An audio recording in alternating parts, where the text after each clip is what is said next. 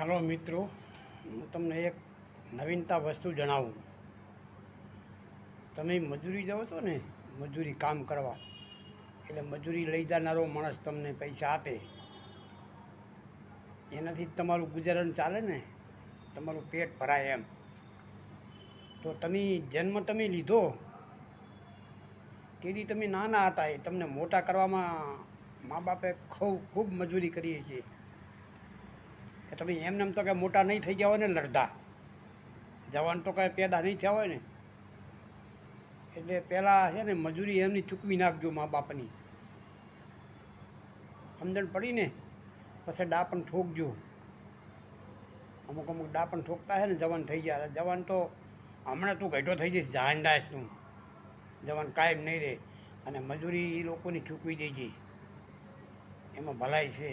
ન કે તને છોડશે નહીં અખિલ બ્રહ્માંડનો માલિક. કારણ કે મોટા કર્યા છે એ તો બદલો તો તારા માથે ચડ્યો ને, મજૂરી તો ચૂકવી પડે એને. એટલે આવું ભૂલ ના કરતા, મજૂરી ચૂકવી દેજો.